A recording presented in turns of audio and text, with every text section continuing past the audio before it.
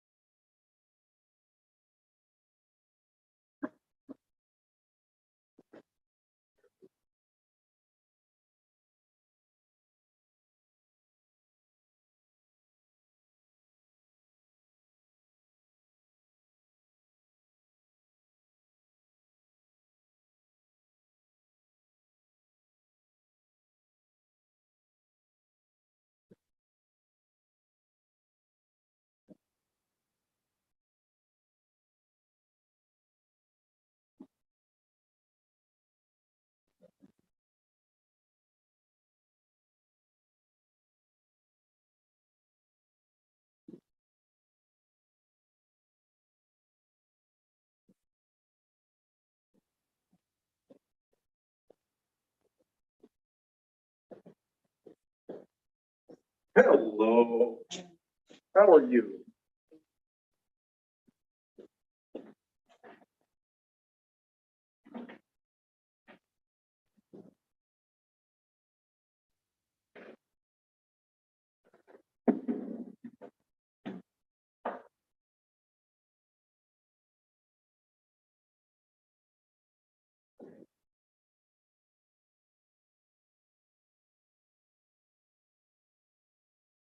Heard the cold weather yet? Huh? Good. But you said no. Oh, man. Tired of it.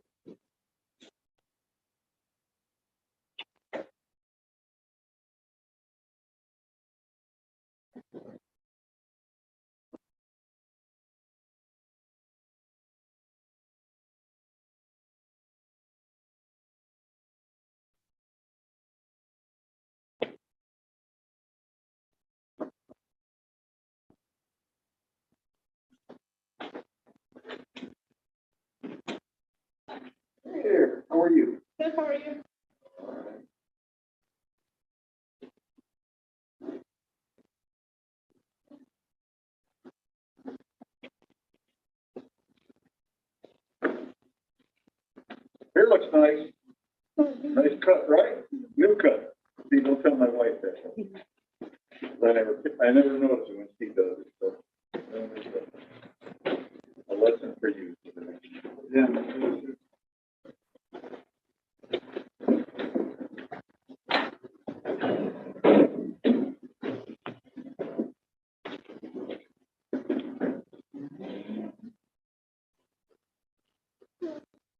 Hey, how are you? Okay, are you, did you get the email?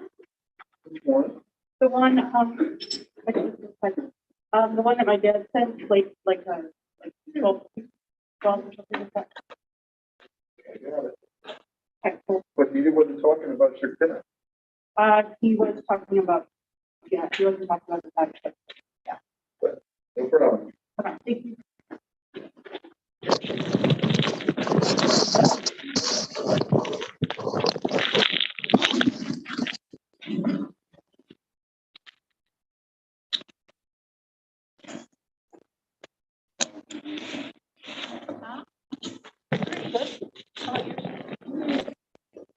Not bad.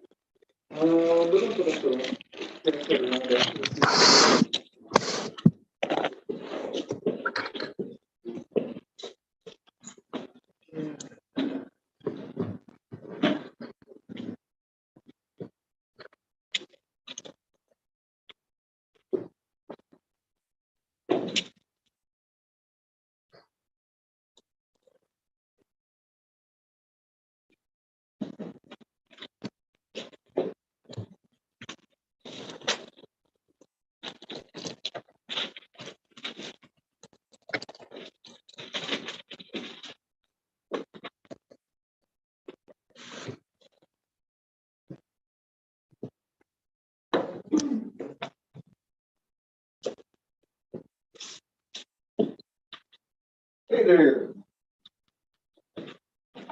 Cynthia. Just thought I'd say it right before I mess it up.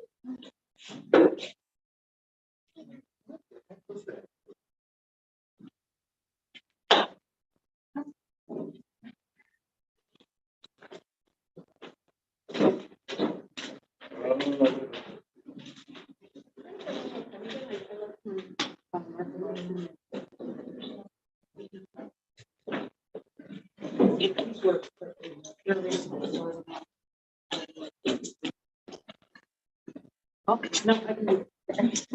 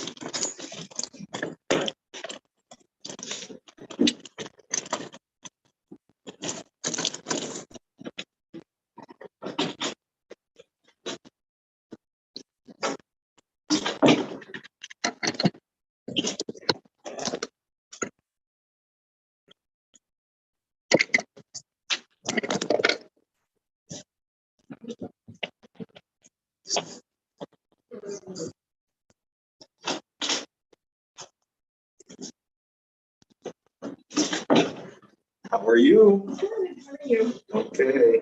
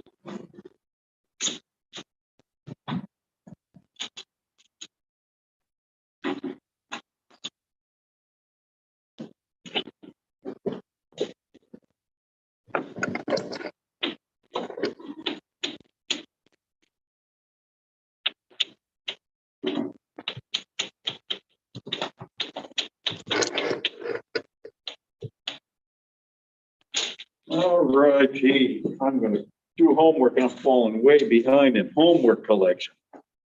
I guess we'll wait 2 more minutes. Everybody's hoping I missed another day, right? Oh, well.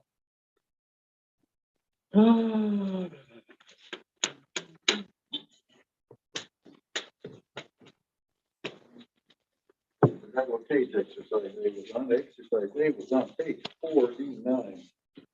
Yep, 49. One.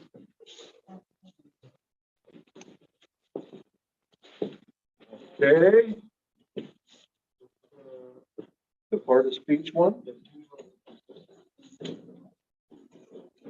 the thing up there and the one for you. Let's see, what you got that. And 75. Yeah. That one was small. Got that? Got that? Very good. That's a 1. And. I'm not going to call you Esther today. Very good. Yeah, got 2 people. 2 main mistake areas.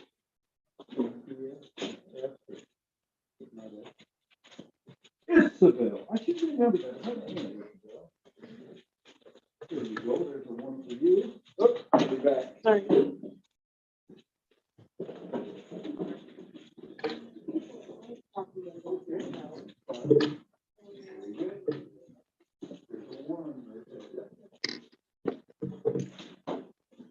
Our Paul, how you doing? Coming back. Doing homework. Got it?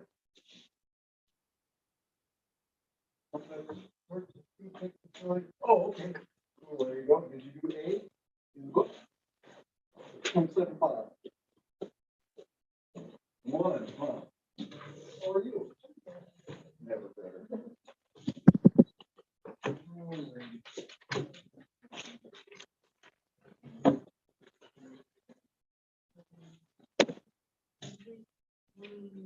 Done there.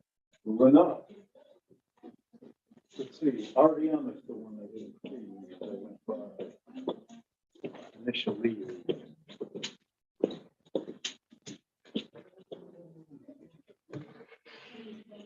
Very good. That's a 1 for you too. Okay.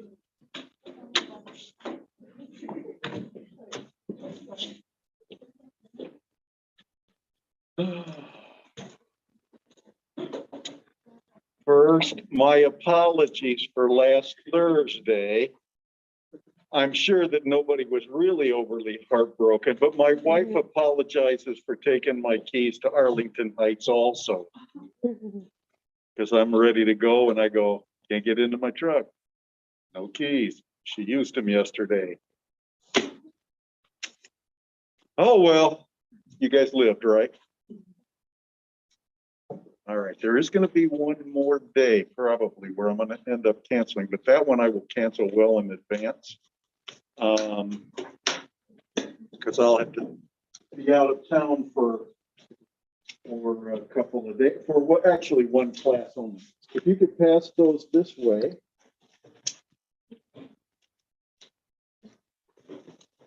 Thank you.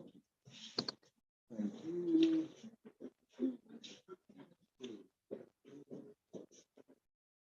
I didn't get you. You weren't there, huh? Oh, man.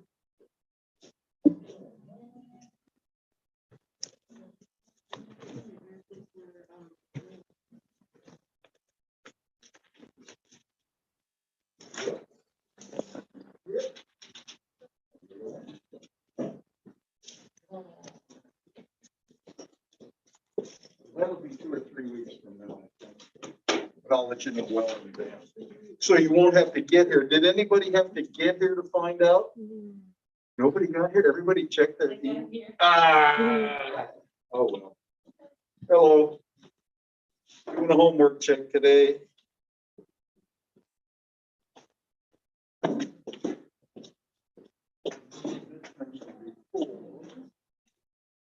The exercise would be the handout and exercise A.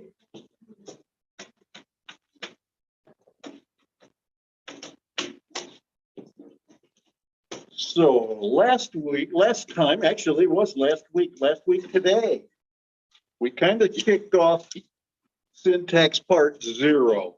And the reason I call it part 0 is because you've all had to deal with parts of speech in the past, but today we're going to move into areas where you probably haven't had to deal with English. And so we're going to call that part 1. And basically, that's going to be looking at phrase structure. Hopefully you've read, I think you should, I said you didn't have to read that until later, huh? Okay, so you may not have read, but you're going to read that we've got rules that say how the phrases get put together. And then once those phrases are put together, how do they end up in sentences? And when we look at that today, hopefully you're going to notice that what we're really doing is we're stringing phrases together to make a sentence, more so than we're stringing words together. Okay? So, words of speech, okay. There you go. Either one. There's yours. All right, so let's first go ahead and take a quick look at part 2 of the project. As you know, I moved it out a week since we lost last Thursday. I wanted to talk about it and make sure you had a week to work on it. So I've gone ahead and moved it out to the 5th, which is 1 week from today.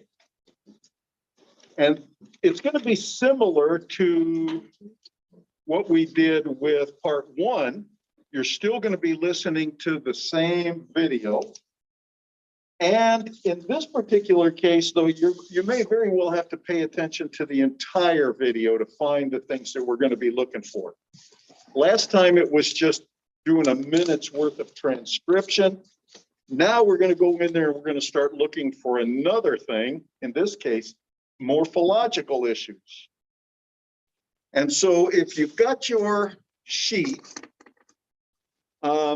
what we're going to do is go into that same video and start looking for morphology problems. The first one is to choose 5 words from the video that have derivational affixes. Okay? You'll remember the derivational ones are the ones that can be prefixes or suffixes, that there can be many of them. And I want you to go in and find 5. In this case, you're not necessarily looking for errors, because oftentimes there aren't as many derivational errors as there are some of the others. So for each word, give examples of at least 3 other words. And those don't have to come from the video, but 3 other words that also contain that affix. Okay, so when I get 5 here, I'm going to see at least 15 example words, 3 for each one. And you're going to show me that they have the same affixes. That's to help you find out, am I really looking at a morpheme or not? And then those 3 should give you that information or that evidence that, yes, this is a morpheme. For each word, indicate what part of speech the affix attaches to. So sometimes, let's say you looked up some, he says some word like unable. Well, un is going to attach to able, which is an adjective. In another place, you might find him saying something like undo, in which case un would be attaching to a verb. But I want to see what those connections are. So you're going to still need the part of speech, but you're going to show me the affix and what it attaches to and what kind of a word results. I'm sorry. Yeah, exactly. So if I put un's an easy one. Undo, still a verb. Unable, still an adjective. But if I take something else like OUS and I put it on the end of fable to get fabulous, I'd go from a noun to an adjective. Okay? So I want, or if I took farm as a verb and I put ER on the end, I would be going from a verb to a noun, right? That's the first part. So give me 5. They can be any 5 in there, and you're going to give me at least 3 other words for each one of those as an example. The next thing I want you to do is I want you to choose 5 words from the video, and it should and these are going to be of inflectional affixes. Now, you may not find 5 different inflectional affixes, but I'm pretty sure you will find at least 3 different ones. So in this particular case, indicate the part of speech that the affix attaches to, what the function of the affix is, does it pluralize, does it move to past tense, etc., and the part of speech that results. What's easy about this one, Isabel? That last thing, the type part of speech that it results when it's an inflectional morpheme, it'll be the same. But you still need to tell me, because I want to see you tell me that that's what it is, right? Derivation may be the same, may change. And again, I'm only really looking for you to find the subject speech. If you hear the interviewer, I'm not interested in what she's doing. Okay? But give me 5 instances, and it has to cover at least 3 of the 8. Now, either from the video or from some other source. It doesn't have to be the video, because he won't do all of these. I want you to give me 5 examples of each of the following word formation processes. Remember, we said sometimes we put 2 words together and we come out with a compound word. That'd be a word formation process. Borrowed words. You can go any place to look up borrowed words. Probably the easiest place is the internet or your textbook. Abbreviations and acronyms. What was the difference between abbreviations and acronyms? Arpad, do you remember?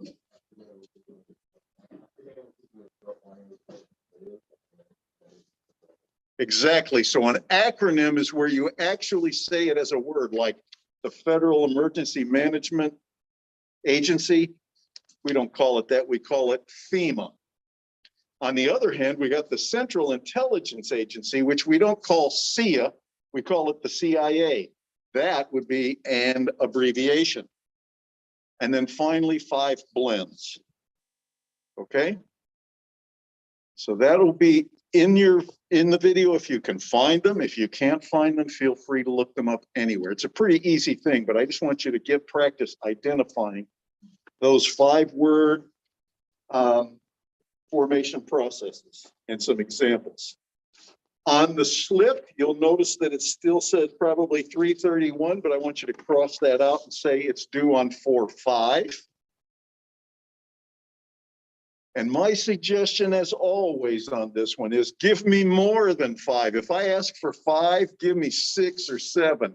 And the reason is, if you got a couple that are wrong, I won't count those against you. I'm just looking for 5 good ones in every case. Okay? Right? Not much extra work, but lots of extra points that way. Okay? Question. Oh, now, there are some places where you're going to go in there and you may go, well, that sounds wrong. And it's because he says it wrong. We're not really looking for pronunciation errors like we were in the first case. Okay? In the first case, we were looking specifically for errors in the way that he said the words. Now we are looking for errors in the form of the words. And one of the places where people will go out there is they'll go out there and say, okay, wanna doesn't sound good, or gonna doesn't sound good. But we say those all the time. In fact, we probably say, I wanna go and I gotta go and I'm gonna go far more often than we enunciate the word properly. So that's not something that is different for an English language learner. They just kind of learn it right along with us. Okay? So watch for these word formation issues, the derivational affixes, the inflectional affixes, and the 5 formation processes. Type it up, have it ready. Should take you a lot less time than the first one. Okay? Now, let's see. Did you have the homework? Cool. I think I did it with everybody for homework, right? Everybody's here? Yep. That one looks good, and that one looks good too. So get that to me by the end of the class. Okay? Let's see, Diana, did I get yours? All about, all about. Okay, great. All right, so the next thing I want to do then is I want to look at just parts of speech. You will find that the parts of speech are out there in the key. I think it's not available until 1:30, although it might have been available last week because I might have forgotten to change it. We did the first two, but now I want to stand here and go, let's look at number 3. And Cynthia, we're going to start in the back with you today. I'm looking at number 3. Tell me what are the word parts of speech for each one of those words?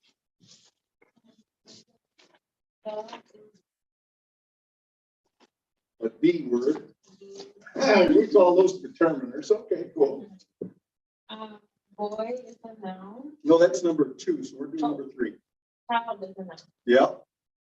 Proud is a verb. Yeah. Stood is also a verb. It very certainly is. Near is an adjective. Nope. Talking about location, a reference to a location. Adverb. No.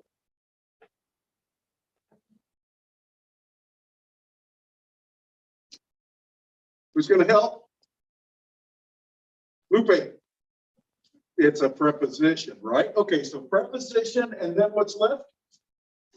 The is a determiner. Yep. Is a noun. Great. So the child has stood near the fence. Recognize that we've got two verbs going right together. That happens a lot in several of the 12 verb tenses in English, or you will find where we've got multiple verb words. So don't let that throw you. Okay. All right, Gally, you got number 4.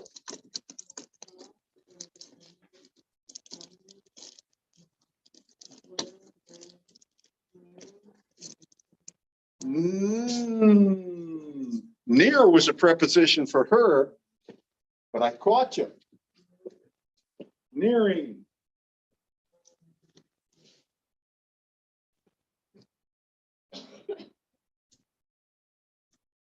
Well,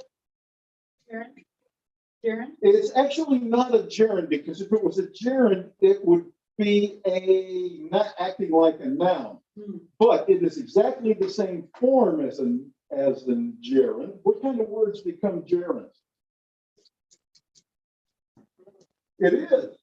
Nearing, you can also draw near to something, but that would be a preposition. But nearing something is actually that movement towards it. So it would be a verb. So we've got were is a verb, nearing is a verb.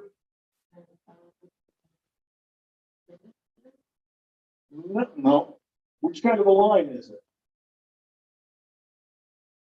This one could be 2 different things, actually. It could be an adjective, and then line would be, what else could it be? Anybody else got another thought for finish line? No, it won't be a verb. I'm sorry? Well, it actually could be almost like a compound noun, right? And like a noun phrase. The noun phrase would have to have the in front.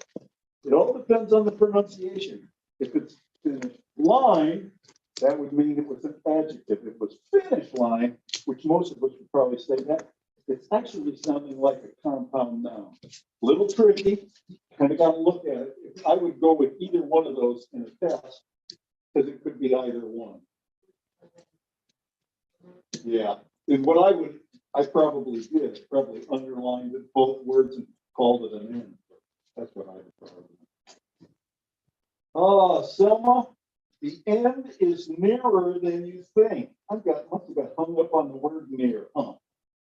The end is nearer than you think. Yep.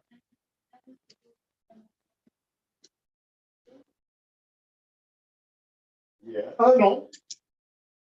Is.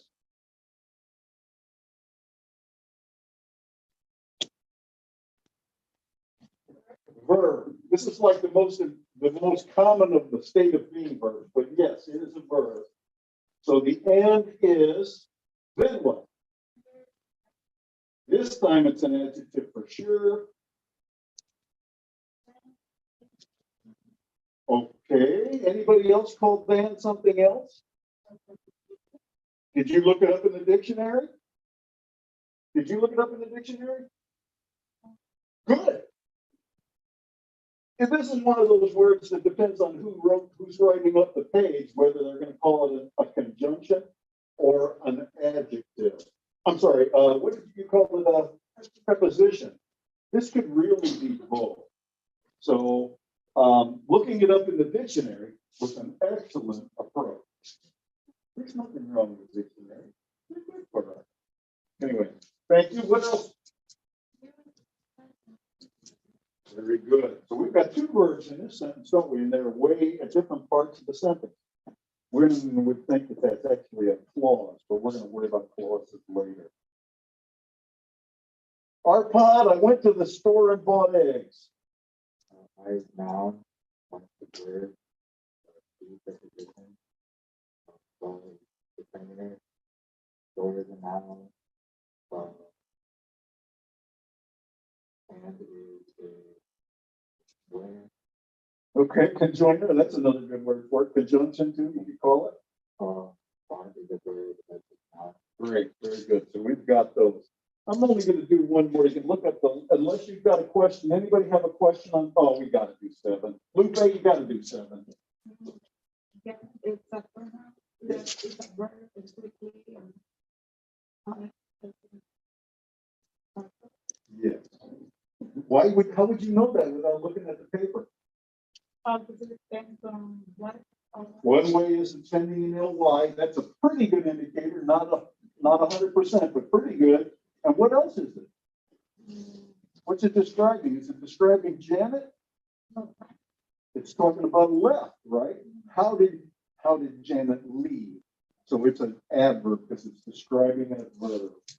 And Janet, I think you said pronoun, but really we should call it a proper noun or a noun. Okay. Let's see. The fox was quick. Might as well do them all. Christina, what's the fox was quick? The five noun was verb and I would agree. Quick. Sometimes we will see quick actually being an adjective or an adverb, but in this case, it's really describing the fox, right? And that would make it an adjective. Isabel, the quick dog dodged the car. Okay. Adverb for no, just adjective for. How do you know it's an adjective? It certainly is. Exactly correct. It didn't really say quickly dodged, right? It just said the quick dog. Good. So that would be noun. Yep. Dodge would be a verb. Yep. The determinant And and the verb.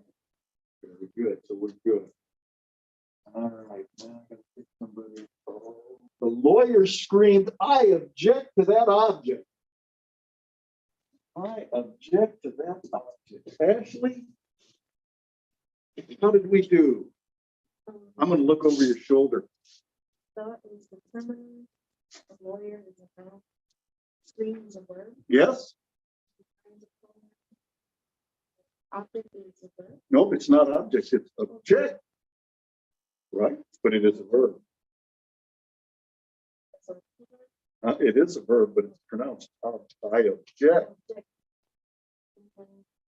two another Preposition. That, that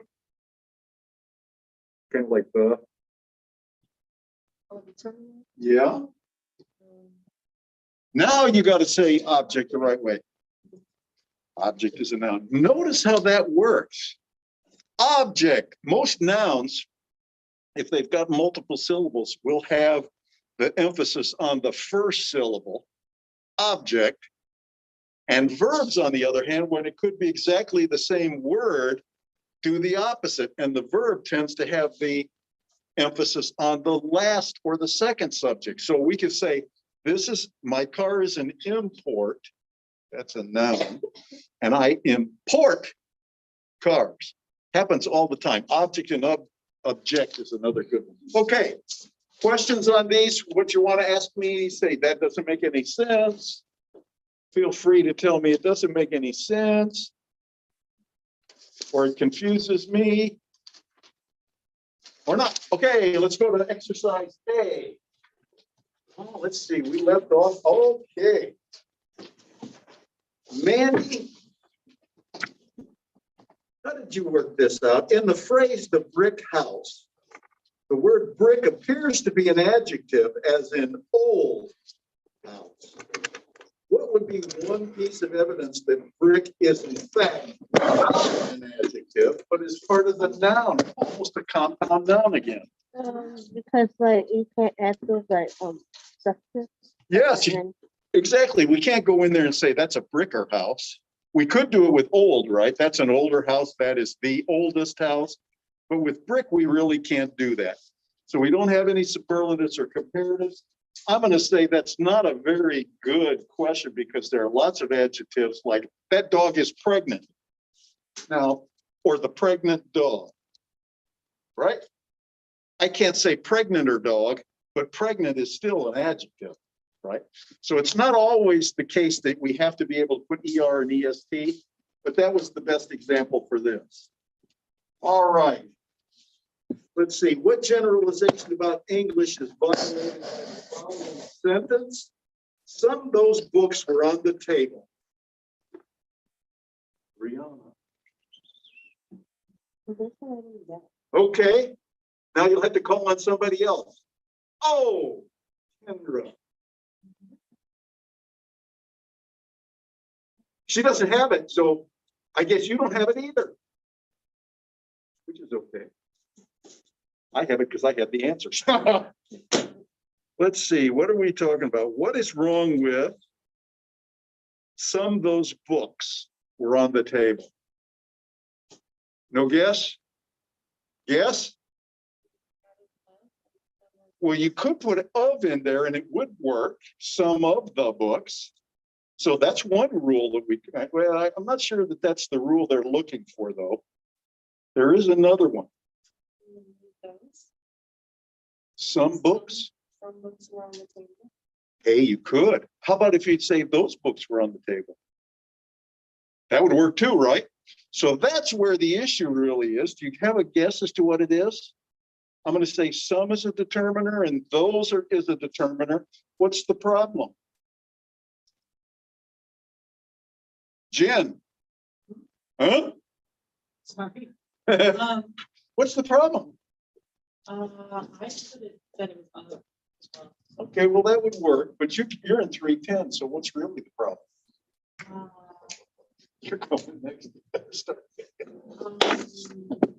I think it would, I really want It was determined. Okay, well, it would, but there's really another rule there. Some those, because I can take some and leave it. Some books, those books. Something about determiners. Huh?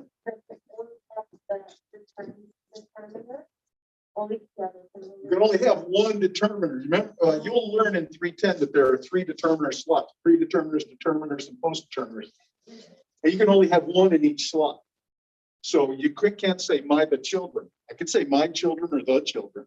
I could say my other children or the other children, because that'd be a determiner and a post-determiner, but I can't say my the children. You can't have 2 determiners in one slot. Okay.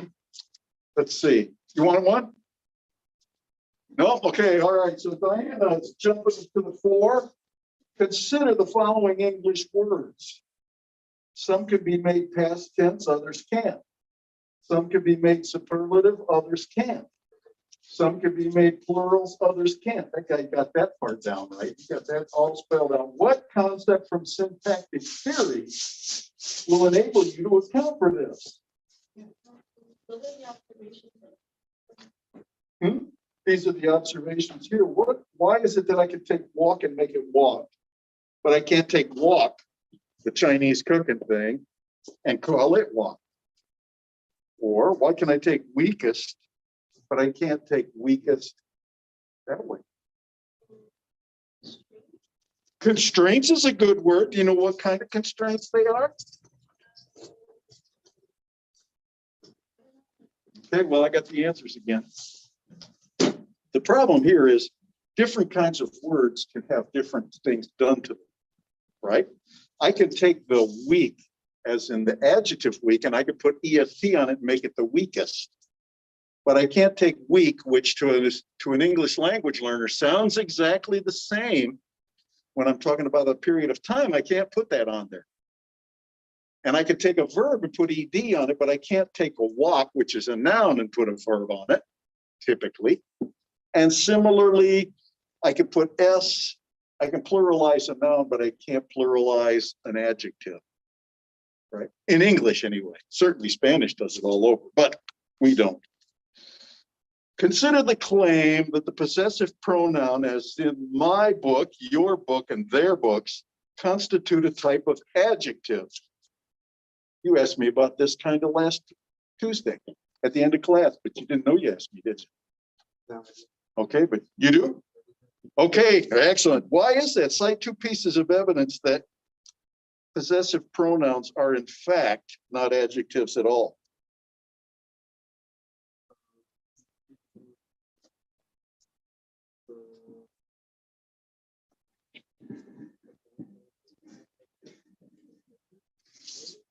Okay, so yeah, that's one way. We can't make it my book or your book or his book. So in fact, they're probably not adjectives, much like the same question in number one. And what are they in fact? Because this is where we talk.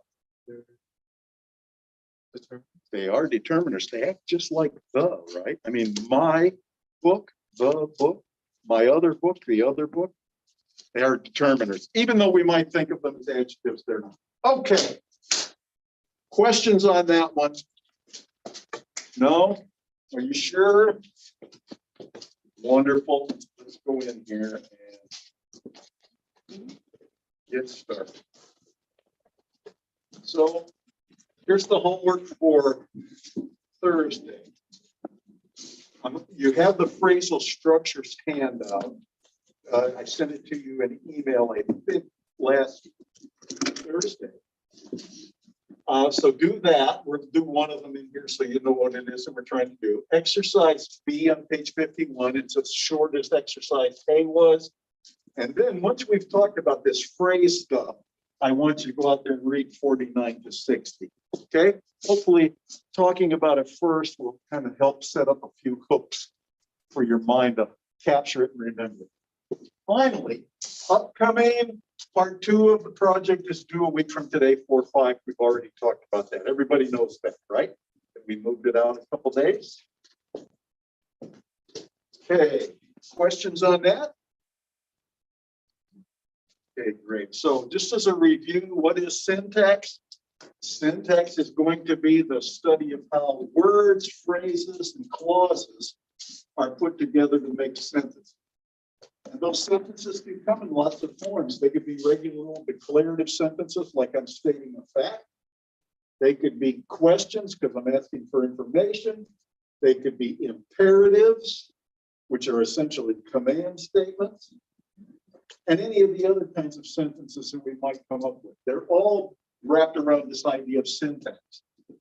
I mentioned before that when we commonly talk about a phrase, and as you've talked about phrases probably your whole life, we have figured that phrases are a group of 2 or more words, right? The dog would be a nice noun phrase. My other children would be another good noun phrase. We would always think it's going to be 2 or more words. In syntax and in linguistics, however, I want you to recognize that a phrase can be a single word. Dogs bark. Dogs would be a noun phrase. The dogs bark.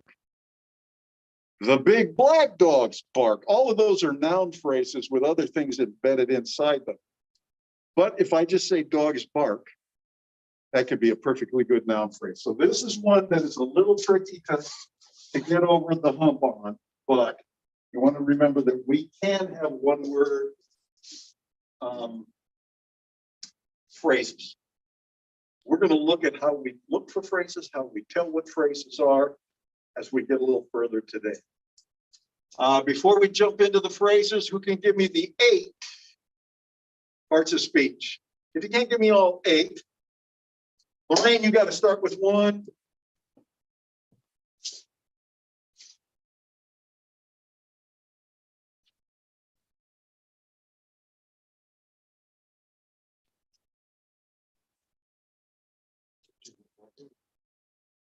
What is this? What else is it? Part of speech. It's an object. That's cool. Now, we know preposition, conjunction. Pronoun. I'm sorry. Adverb. Adverb. Determiner. Did somebody say verb? Yes, we did. There are the 8. We have the one that I said isn't very important. That's why I have 9 there and I crossed it off because we don't really care much about interjections. Wow. Anyway, we're going to leave that out, but we're going to worry about the others. Okay. So in determiners, this is going to be articles, a, and the. It's going to be quantifiers, first, second, third, other, 4, 8, whatever we use. And this possessive words is the one that's a little tricky because my, his, her, our are also determiners, even though many of us would want to jump in there and call them pronouns. And you will find books that do call them pronouns. But if you think about what a pronoun does, they don't work that way. You'll see that in 310. Okay. So we've got the 8 parts of speech. Now we got to start looking at taking those words and pushing them together to make phrases. Now we can talk about phrases in technical terms and say we've got 3 parts to a phrase. A phrase is going to be a group of how many or more words? In linguistics, it's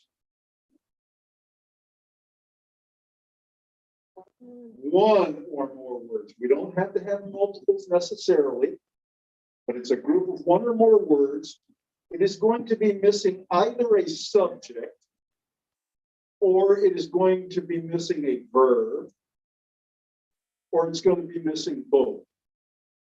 So in the basement, is there a verb in the basement? Is there a verb in there? No. Is there a subject in the basement? Nope. So that's a perfectly good phrase. In this case, it's going to be a prepositional phrase. Okay. But we have phrases. Now, the phrase is going to have 3 parts, only one of which is mandatory, and that's the one that we call the head of the phrase. And the head of the phrase is going to be the most important word in that phrase. And if that word is a noun, then we're looking at a noun phrase. If it's a verb, we're looking at a verb phrase. If it's a preposition like in the basement, the most important word is in, it's a preposition. That whole thing in the basement is a prepositional phrase. So a head is going to be the most important word, or the main word in the phrase, and everything else is built around that head. And the other 2 parts, both of which are possible but optional, is something that we could call a specifier. And a specifier usually is going to come in front of the head word, and it's going to make the meaning more precise. If I'm thinking about a noun phrase, what do you think is a good specifier? What would be a good specifier for a noun phrase? The. Also a and an. All of those are very good, and those would be specifiers in a noun phrase. Okay. We might also have things sometimes in front of it, sometimes in front of or behind the head word. I would call those complements. If you're thinking about direct objects, for instance, a lot of people would call those a verb complement. They are something that provides additional information about the head word. So he ate steak. Well, steak is kind of important for that sentence. He ate something, steak, because it's providing additional information about the verb ate. Sometimes we might have other ones in there, like he ate steak rapidly. That's just giving us even more information about steak. So I'm not super worried that you worry and remember about specifiers or complements, but when you're looking in the book, I'm sure it'll bring it up, and I wanted you not to get too confused, okay? Both of them are things that provide additional information, but the most important thing to remember is they're optional. Sometimes we'll have one, sometimes we'll have both, sometimes we have none. And so the head word, though, has to be there. And that's how we can get down to the idea of a one-word phrase. Okay? So head word is important, phrase is important. These are a little less so. Now, questions on that one? So let's take a look at this basic phrase structure. As I mentioned before, a phrase can be made up of three things. I said oftentimes the specifier comes before the head word. Oftentimes the complements come after the head word, but not always. These could certainly come over here. And I'm going to show you examples where it actually does. Okay? But those are the three parts. So let's look at something real simple here. Here's a noun phrase. Well, I put this one in there as just one set of words, pronouns. As we look for pronouns going forward, let's just assume them to be nouns and building noun phrases. And the reason behind that is the role of a pronoun is to replace a noun phrase.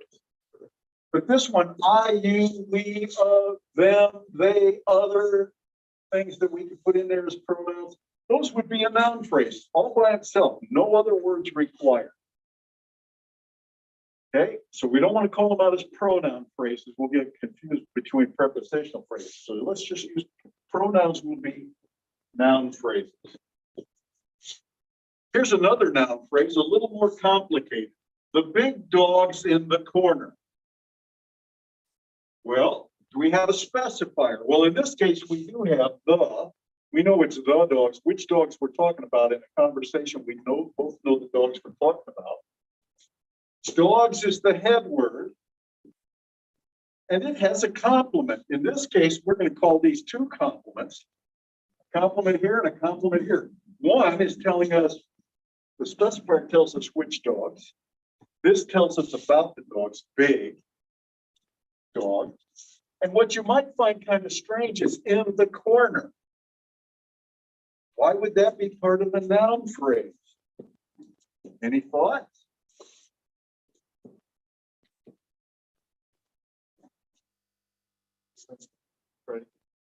Well, it's not the predicate because we don't have a verb there. So it won't be the predicate. So why would I say in the corner as part of the noun phrase? Arpad, what do you think? It is. It's telling us which dogs. It's giving us more information about which dogs. It's not the dogs in the street or the dogs in the barn. It's the dogs in the corner. And it's not just the dogs in the corner. It's big dogs in the corner. And we know which big dogs we are talking about because we share that information. That's why we've got the being specific, right? Now, we can also have a noun phrase that just has the specifier the and dogs, the head word. This is a perfectly good noun phrase. The dogs eat meat. The dogs bark. We don't care what it is. The dogs. If we don't have any more information than that, that's a perfectly good noun phrase. How about this one? Dogs in the corner. Dogs in the corner bark a lot. They bark a lot because they're in the corner. It's not specific dogs that we're talking about because we left the specifier out.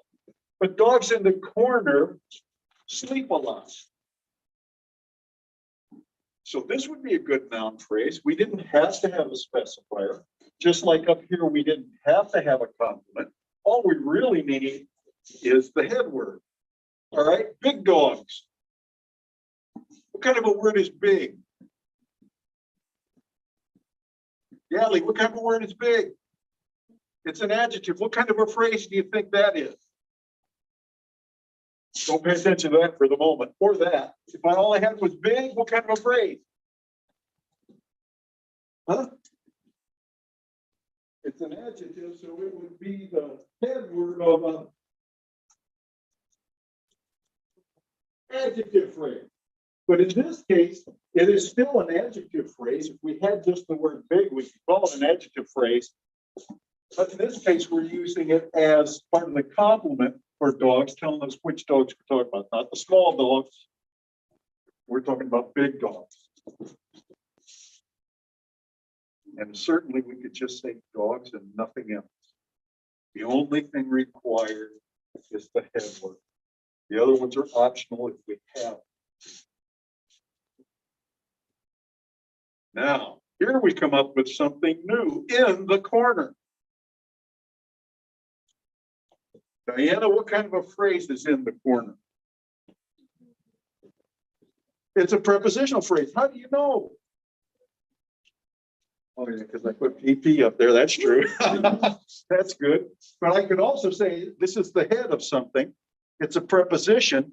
So it must be the head of a prepositional phrase. Well, what's this thing over here in the corner?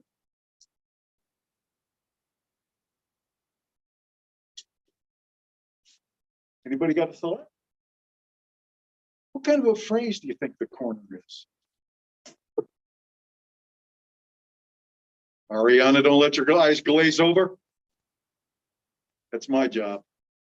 What kind of a phrase do you think the corner is?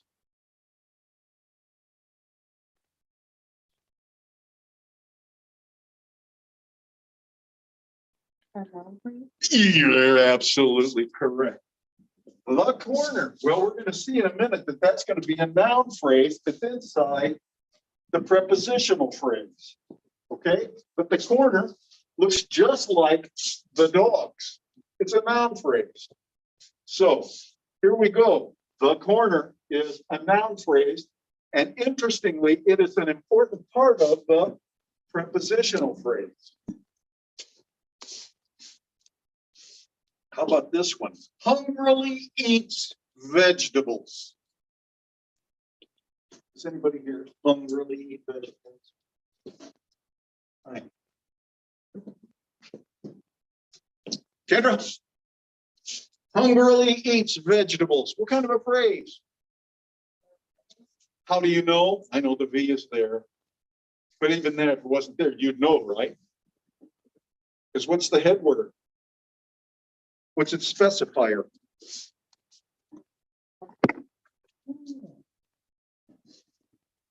What's its complement? Want to go for two? Go. What is it? Vegetables. It's the complement. Right? Now, all we're doing is we're kind of looking at this and initially just seeing that there are different kinds of words that go into different phrases. In this case, the verb phrase, hungrily eats vegetables, has another kind of, actually it has two other kinds of phrases in it. What is one of those two phrase types that are built right into hungrily eats vegetables? A part of the verb phrase, what else? Noun, which one? The word vegetable. Exactly. Ashley, there's one more in there. But you got that one, right? So vegetables, it's kind of like the complement there. It's what is he eating? How is he eating? No, eats is the verb. That's the head. No, I'm sorry. That's what you said. Hungrily. What kind of a verb, what kind of a phrase is that?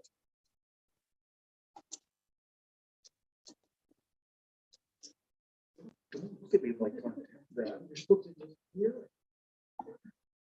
adverb? It's an adverb phrase because it's talking about how they eat. And so buried right in there, we've got another phrase. Now, this is going to become real important. Sleeps quietly. Sleeps is the main word, right? It's not eats quietly. It's not walks quietly. It's sleeps. This is the verb. It's going to be the head. We've got a complement that says how. Another adverb phrase. Adjective phrase, we already talked about that when we were up here. We said, well, buried in the big dogs in the corner, we have lots of other phrases, one of which was big, which is just an adjective phrase. And hungrily and quietly, we had two different examples, I guess. Yep, just two of adverb phrases buried inside. One was buried inside this verb phrase, and one was buried inside that. Now, this is where it's going to get a little complicated. Now, first I said we have to have a head. The other two parts are optional. A phrases category is determined by the head words category. A noun generates a noun phrase. An adjective generates an adjective phrase. Prepositional phrases have prepositions, etc. Phrases are not just random grouping of words. For those people in 310, you're just about to get started on trying to figure out what groups of words are actually phrases versus just words that happen to fall together. And there are certain rules to that. We're not going to spend a lot of time on that in this class, but when you get to 310, you will. And here's the important point that I was trying to make when I was looking back here at this. Phrases are hierarchical. And by hierarchical, I mean there are subphrases inside subphrases inside phrases. You look at this one, we said we've got the big dogs. Well, the big dogs is one big noun phrase, but big is an adjective phrase that's in there. In the corner is a prepositional phrase that's in there. And we've even got one more layer in there to deal with because the corner is a noun phrase inside the prepositional phrase. Okay? Don't try to remember all of that. I'm just kind of trying to make sure you recognize that we've got a hierarchy. Smaller phrases are inside larger phrases or inside larger phrases. And that's the way sentences are actually built, not really with just individual words. Okay? So I think that brings us to phrase structure rules, which are going to be on page 50 in your book. And really need you to spend some time looking at page 50 in the book when we're going over these. I'm going to walk through them up here, and I'm going to add a little bit to what's actually on page 50. But the idea here is we put different kinds of things together in particular orders to come up with sentences. And we've got this idea of hierarchical things going into sentences. But we've also got stood in the corner, verb phrase, right? Stood's the most important word. Stood in the corner. Where did he stand? In the corner. In what? The corner. Noun phrase inside a prepositional phrase inside a verb phrase. Recognize that they happen. And now we're going to look at the content from page 50 and see how this should work. It will take some of your time to kind of sit there and look at these, even after we talk about them, to really get this down pat. But let's take the simplest one. What does every sentence have to have? It has to have a subject, which is probably going to be a noun, and a predicate, which is probably going to be a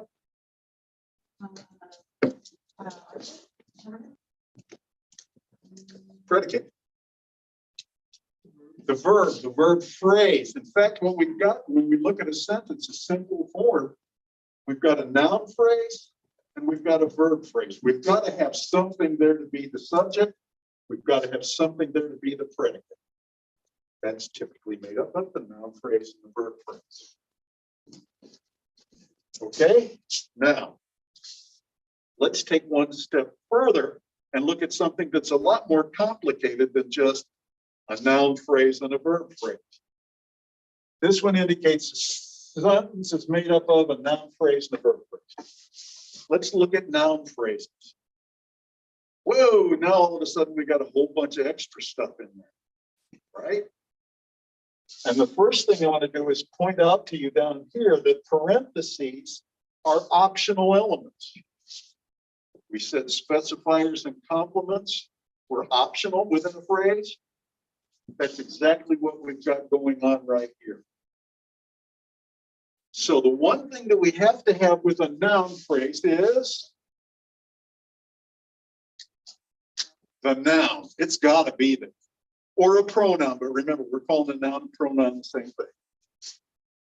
We might, for instance, have a determiner there. Oh, if I had a noun, let's say fish, I could say a fish, or I could say the fish, or my fish. All of those would be determiners. And it might be in there if we know which fish we're talking about, right? But it doesn't have to be there. I could say fish swim, and all I have to have is fish for the noun phrase. But I could have golden as an adjective. So the determiner is there. An adjective phrase might be there, the golden fish. And then if I wanted to have a prepositional phrase on there, it may or may not be here. But as we talked about when I think Arpad said in the corner, it's telling us which dogs it is. What could we put here to talk about the golden fish?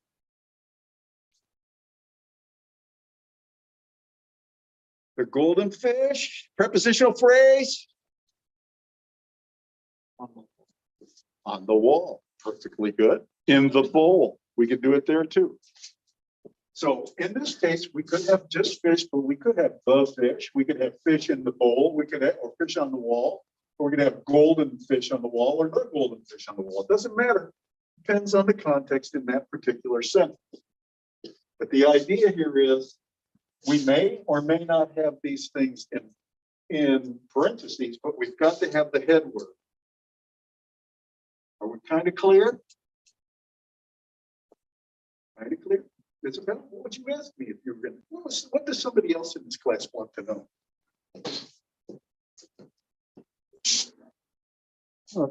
That's me giving you the opportunity to ask a question that you might be embarrassed to ask otherwise. So we put it in terms of somebody else wants to know. You already know.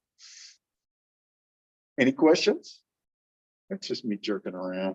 Just being an idiot. One of my favorite things. Let's go with my friends. Okay. Let's go look at something. What do you think we're going to look at next?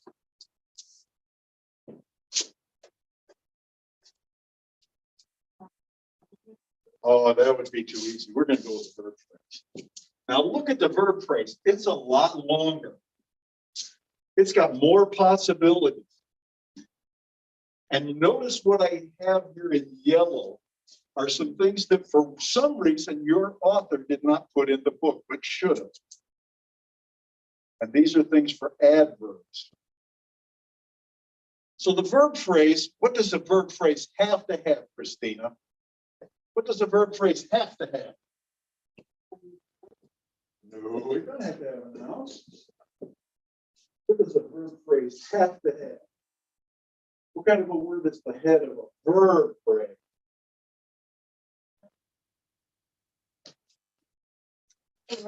It's a verb. All we gotta have in there is verb. Fish, swim. Fish is a noun phrase. It's not part of the, it's part of the sentence, but not part of the verb phrase. The only word in the verb phrase is swim. You follow me? You follow me? One more. Okay. If I have a verb phrase, there's only one thing that must be there. And it is a verb. Okay. Now, when we get into sentences, we got to have more. But the verb phrase can get along with just a verb, right? Isabel, is that right? Now, what else might be there? Well, we might have an adverb phrase. When we saw hungrily, what was that one? Hungrily eats vegetables? Yeah, hungrily eats vegetables. Hungrily eats. Right? This is just kind of describing how it's being done. We might also have an adverb phrase at the very end sometimes, like hungrily eats regularly. That'd be an adverb. But we may have an adverb phrase. We might have an adverb phrase, but we must have a verb. And in a simple thing like fish swim, that is the whole verb phrase. But oftentimes we're going to have to do something else. We're going to be putting in different words. Like, let's say when we talked about hungrily eats vegetables. What kind of a phrase was vegetables? I know you told me. No. It's a noun phrase. It might be right in here. Or we might have something like the sky. Let's talk about the sky is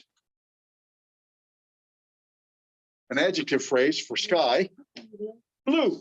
That would work. Now notice this one here. You see, this curly brace is going to tell you we're going to choose one or the other, not both. Because some verb phrases are going to require that we have an adjective after it, like she is beautiful. In another case, it's going to be he drives cars. We might have prepositional phrases over here telling us where this action occurred. And like I said before, we may have additional adverbs at the very end that are telling us even more. Like hungrily eats fish from the sea regularly. I can put all those things together. Let's make these phrases work that way. Now let's go to something easier. Adjective phrases. These are much easier because we're going to have an adjective. That's the thing that has to be there.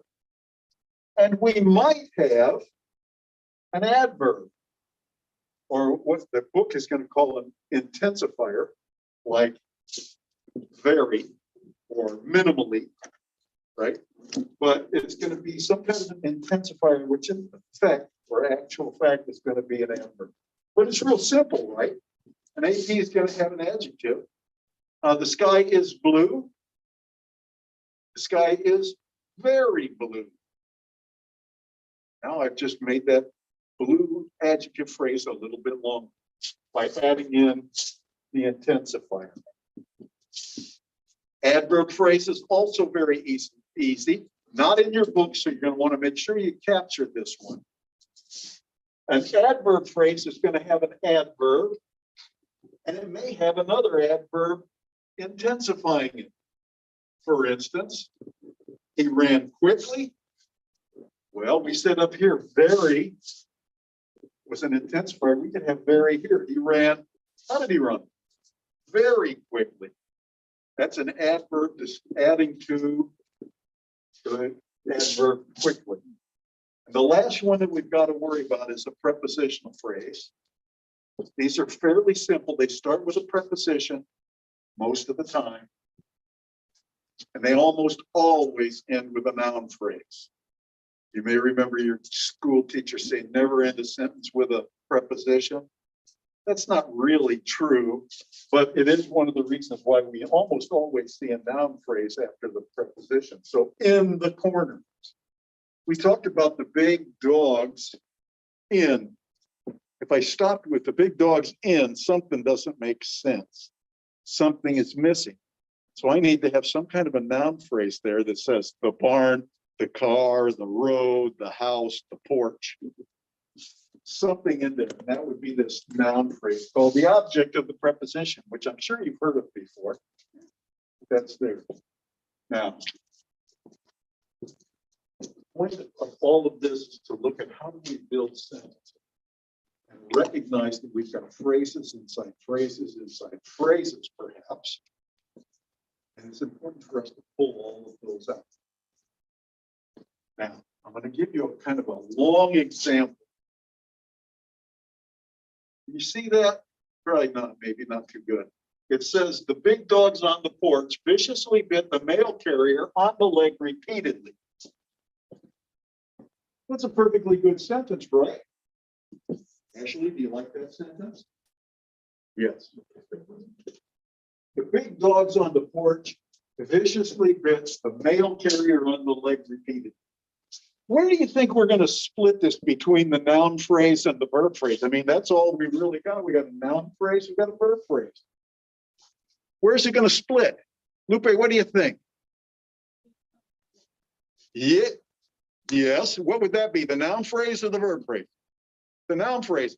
And if that's the case, Cynthia, what is the verb phrase?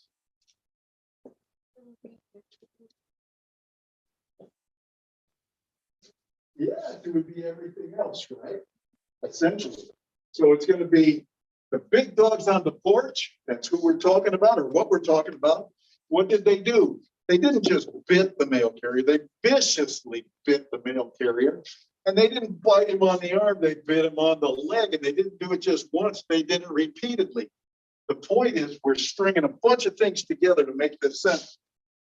The noun phrase, the phrase structure rule said that to have a noun phrase, we might have a determiner. Hey, I got one, the. We might have an adjective phrase. I got one, big. I got to have a noun. There's the dogs, right? That's the noun of the noun phrase.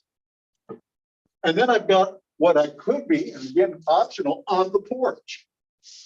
I could say the big dogs viciously bit, but we know which ones it is. It's the one on the porch, not the one in the yard.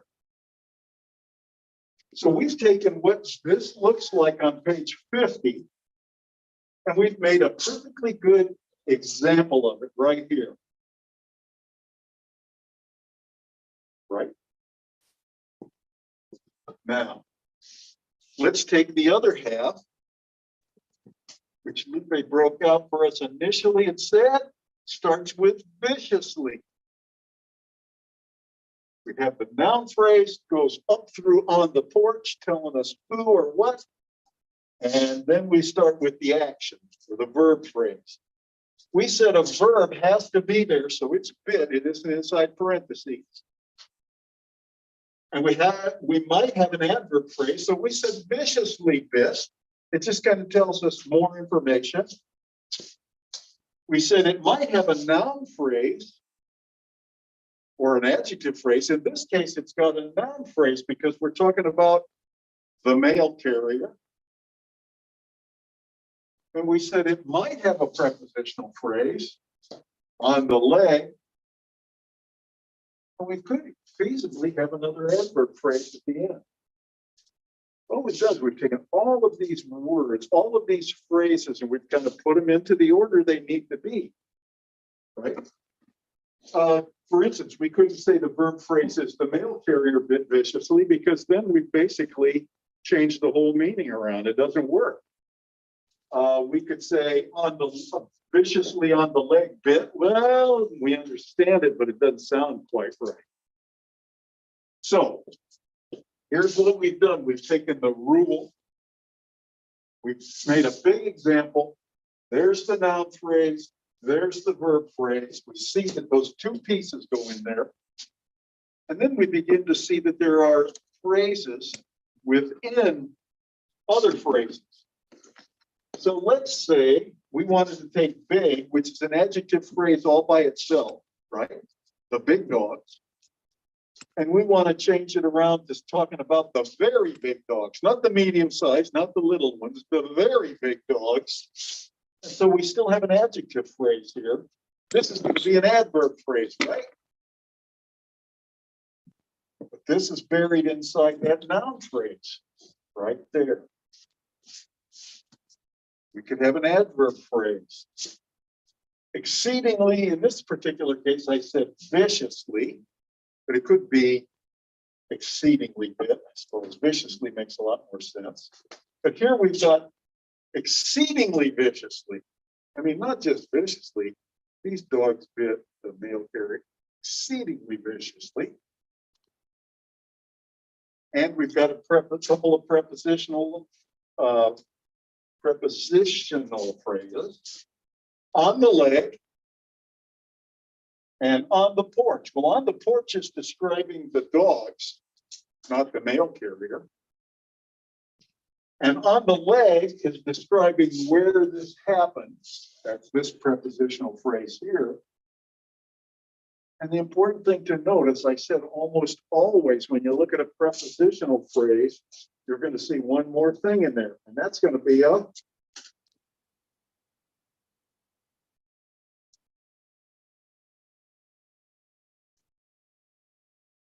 Arpod. A noun phrase. Very good. Okay. So this is the idea, all right? I want you to recognize these are building blocks that get pushed together. And it's really these phrases that are adding up to the sentence. The words are adding into the phrase. So for an exercise, take out the one that I sent you on Thursday. It should say phrasal structures. And some of these are going to look like the things we did when we talked about parts of speech. So phrasal structures identify each phrase and the phrases within larger phrases. And so the first one that I've got here is the woman combs her hair. The woman combs her hair. Well, that's a sentence. Everybody agree? Perfectly good. All right. So what's the noun phrase and what's the verb phrase? What's the noun phrase? The woman, right? Very good. What's the verb phrase? Since you're on a roll, combs her hair. So I've got the noun phrase, the woman, and combs her hair is the verb phrase. Is there any other phrases to call out?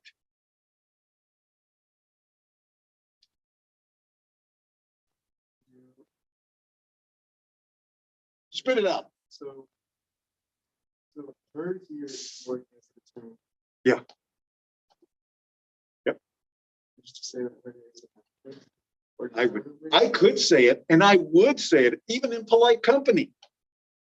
Her hair is a noun phrase, right? We talked about specifiers and compliments. Well, here's a perfectly good case of a compliment, a noun phrase inside the verb phrase. We saw it before, so you're absolutely correct. Inside a verb phrase, we may have a noun phrase there. Combs her hair. The noun phrase, determiner, and a noun, her hair. Right? So this hierarchy is built throughout this whole language thing as we look at sentences. The longer they get, the more pieces they have in it. Let's try one more. The child stood near the fence. Somebody who's brave. We know that we've got a sentence, the child stood near the fence. What are the two main parts here? Galley. Yes, it would be. Is the verb phrase, right? We know that a verb phrase can have a prepositional phrase in it. It's right here. Bam. The other parts are all optional. They don't have to be there. So what we've got is the child, noun phrase, stood near the fence, stood and near the fence. Is there any more phrases in there? The fence would be a noun phrase. There's one more. You skipped a level. Near what? Near the fence. So we wouldn't want to call near just the prepositional phrase, right? Because prepositional phrases almost always have that noun phrase. So we have the child, noun phrase, stood near the fence, verb phrase, near the fence, prepositional phrase with a noun phrase, the fence inside it. Do you see the hierarchy here? I'm sorry? Yeah, Now, one of the things I want you to do, let's see, did I say it? I said identify them here. My suggestion when you identify them is you list them. Okay? I'm going to give you an example of what I like to see and what works, but I don't like to have it. So I'm going to ask you, when I do it on the test, I'm going to ask you to list them. But let's go, the child stood near the fence. Now, some people could and do go in and go, okay, well, I see that, right? And then I see that side like that. Maybe that's a good way for you to see the hierarchical nature there, but I find it confusing and it's bad because people will forget one parenthesis or one bracket and then it throws the whole thing off. But we could do that, right? And you could identify noun phrase, verb phrase, prepositional phrase, noun phrase again inside. My preference, my suggestion, and on the test I'll require is something more along the lines of this.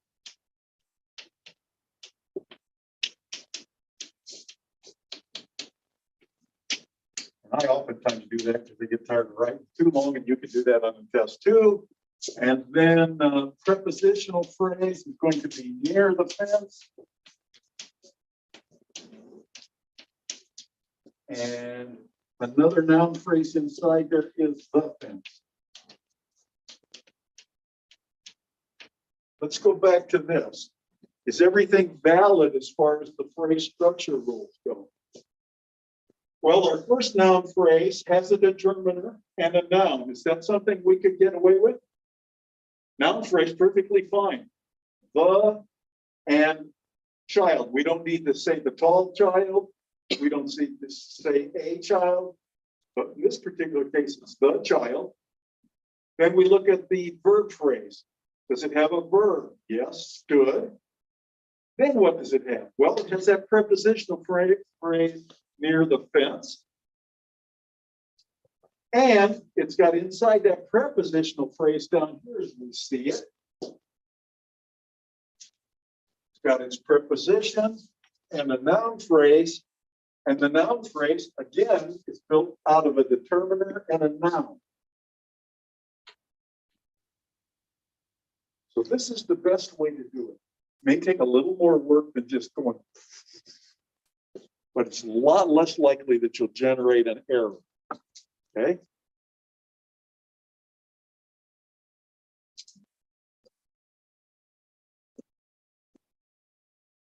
How many phrases it has a the, and how many phrases have a determiner in it? How many phrase types have a determiner in it?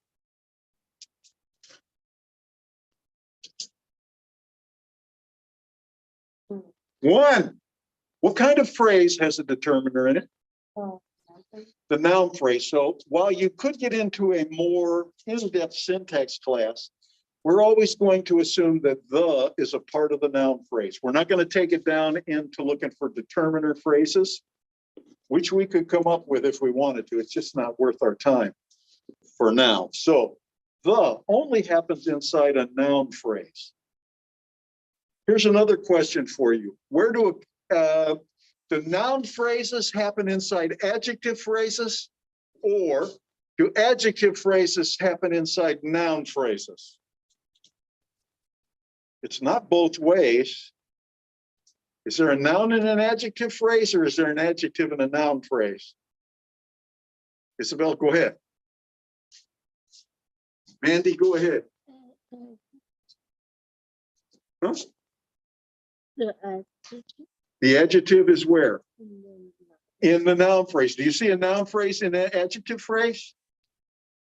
Keep that in mind. Look at these levels of hierarchy and what things fit within what. Okay. You'll have these to finish up. And we'll talk about those on Thursday.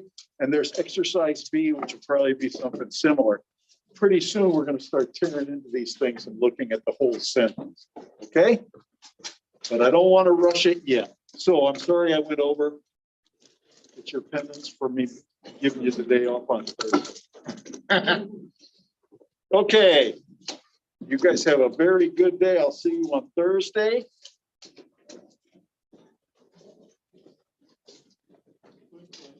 Yeah. Pronouns act as a determiner, right? Pronouns, no, not always. Because that's, Possessive words, there are possessive pronouns. Like mine, because it would be like my dog, I could say it's mine. That is definitely a pronoun because it's replacing the noun phrase. But my by itself is going to typically be just a regular old possessive word. My dog would be a determiner. Let me send you something that'll maybe clear it up. I think I left it out of 310 this semester. But I'll look and see if I can't find it for you. Maybe it'll clear it up for you. because if they're acting as a determiner, they should allow for the noun to act. Yes, Which- or Which is always the case, right? Like, I was thinking of, we being the brothers. Does that work? we band of brothers. I would, that's going to be a little more complicated because it's kind of like something called an appositive. Yeah. But let's say you said my dog or my brown dog. It doesn't have to be right in front of the noun, okay? It could be, but it will come at the beginning of the noun first. It's going to be there. There may be things in between. Thank you. Let's see. What's your name? Very good. Okay, hi. Why are Bollywood always like done everything? I'm worried now. Because it's a good I name. wonder, is that true? So it's kind of like you use the example of food. And you give like things like that. That's like the name of the thing. That's an interesting question that I've never thought about. I'd have to go out and see if we don't have some borrowed words that would be verbs also.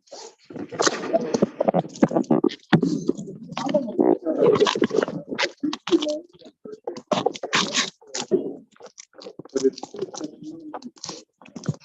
it's all kinds of things like that, right?